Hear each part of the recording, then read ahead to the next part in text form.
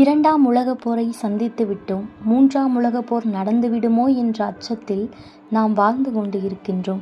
இந்த தருணத்தில் நமக்கு அதிகம் தேவைப்படுவது பணமோ, தொழில்நுட்பமோ, இராணுவ பலமோ, விஞ்ஞான அதிசயமோ அல்ல. அன்பும் நேசமும் பாசமும் கருணையும் தான். அத்துணைக்கும் ஒட்டுமொத்த இலக்கணமாய் வாழ்ந்து இன்று கோடிக்கணக்கான உள்ளங்களில் வாழ்ந்து கொண்டிருக்கும் அன்பின் ஒட்டுமொத்த உருவம் அன்னை தெரசா. 1910 ஆகஸ்ட் 27 யுகோஸ்லோவியாவில் ஆக்னஸ் என்ற குழந்தை பிறந்தது. பிற்காலத்தில் அன்பின் முகவரியாய் அந்த குழந்தை விளங்கும் என்பது அந்த பெற்றோர்களுக்கு அப்போது தெரியாது. ரோமன் கத்தோலிக்க ஆலயத்தில் கன்னியாஸ்திரியான பிறகு அவர் சகோதரி தெரசா என்று பெயர் மாற்றம் செய்து கொண்டார்.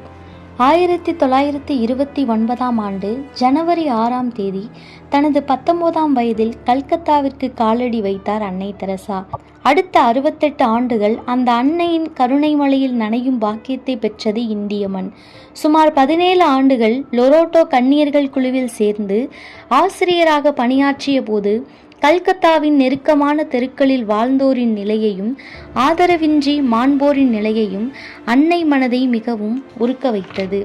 1946 செப்டம்பர் 10 ஓய்விற்காக இந்தியாவின் டார்ஜிலிங் நகருக்கு இரவு பயணம் மேற்கொண்டிருந்த போது அவரின் வாழ்க்கையும் பல்லாயிரக்கணக்கான ஆதரவற்றோரின் வாழ்க்கையையும் மாற்றி அமைக்கப் போகும் ஒரு தெய்வீக அழைப்பை அவர் உணர்ந்தார்.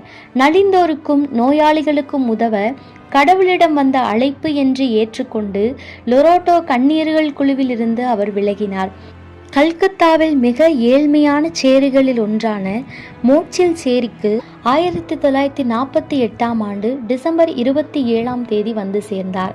அப்போது அவரிடம் இருந்ததெல்லாம் வெறும் 5 ரூபாயும் மனம் நிறைய அன்பும் தான்.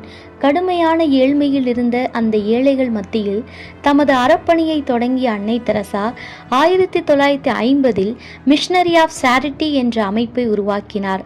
1952 நிர்மல் ஹெரிடே என்ற இல்லத்தை திறந்தார். நிர்மல் ஹெரிடே என்றதற்கு தூய இதயம் என்றும் பொருள்படும்.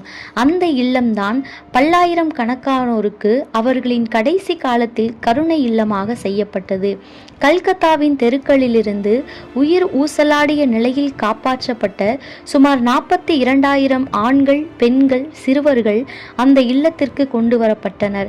சக மனிதர்களாலேயே புறக்கணிக்கப்பட்ட அந்த ஆத்மாக்களுக்கு அதீத அமைதியை தந்தது அன்னையின் இல்லம். சுமார் 19,000 பேர் ஆதரவின்றி இறந்து போயிருப்பார்கள். ஆனால் இந்த இல்லத்திற்கு கொண்டு வரப்பட்ட அவர்கள் இறுதி நிமிடங்களில் அன்னையின் அரவணைப்பில் அன்பை உணர்ந்து மகிழ்ச்சியுடன் மரணத்தை தழுவினர். ஒரு முறை ஏழைகளுக்கு உதவ அன்னை தெரசா ஒரு செல்வந்தரிடம் கையேந்தி நின்றபோது அந்த செல்வந்தர் அன்னையின் கைகளில் உமிழ்ந்தார். அப்பொழுது அன்னை என்ன செய்தார் தெரியுமா?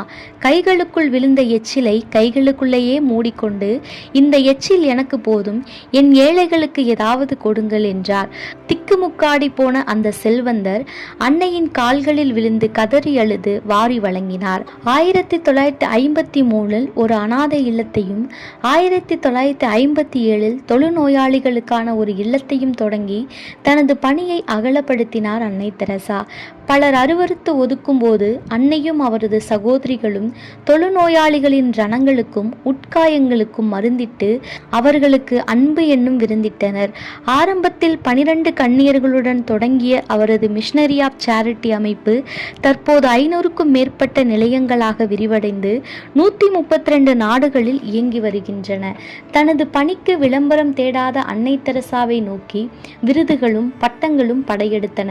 1979 அமைதிக்கான நோபல் பரிசு, 1980 இந்தியாவின் பாரதிய ரத்னா விருது, 1985 அமெரிக்க அதிபரின் சுதந்திர பதக்கம் வழங்கப்பட்டது. அன்பென்ற மழையில் இந்த அகிலத்தை நனைய வைத்த உன்னத அன்னையின் உயிர் மூச்சு 1997 செப்டம்பர் 5 அவரின் 87வது வயதில் நின்று போனது. எதற்கும் கலங்காத கண்களும் கசிந்தன. தாம் வாழ்ந்தபோது அவரிடம் இருந்த சொத்தெல்லாம் 3 3 வெள்ளை சேலைகளும் ஒரு சிலுவைதான்.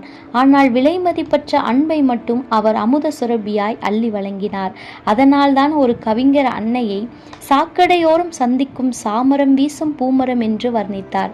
அன்பிற்கு அன்னை தெரசா என்ற புதிய இலக்கணத்தை இன்று இவ்வுலகம் கற்றுக்கொண்டிருக்கின்றது. அன்னை தெரசா போன்றவர்களை எண்ணித்தான் நல்லார் ஒருவர் உள்ளாரே அவர் பொருட்டு எல்லோருக்கும் பெய்யும் மழை என்ற பாடலை ஔவையார் எழுதியிருக்க வேண்டும். நாம் அன்னை தெரசாவை போல் சக மனிதர்களை நேசிக்கும் மனித நேயத்தை உடல் வலிக்கும் வரை கொடுக்க வேண்டியது இல்லை. நமது உயிரை உருக்கும் ஏழைகளிடமும் ஆதரவற்றவர்களிடமும் அன்பு செலுத்த வேண்டியதில்லை. நமக்கு வேண்டியவர்களிடம், நாம் அன்றாடம் சந்திப்பவர்களிடம், நமக்கு அருகில் இருப்பவர்களிடம் உண்மையான அன்பை செலுத்தினாலே போதும். நமக்கு அன்பென்ற வானம் வசப்படும்.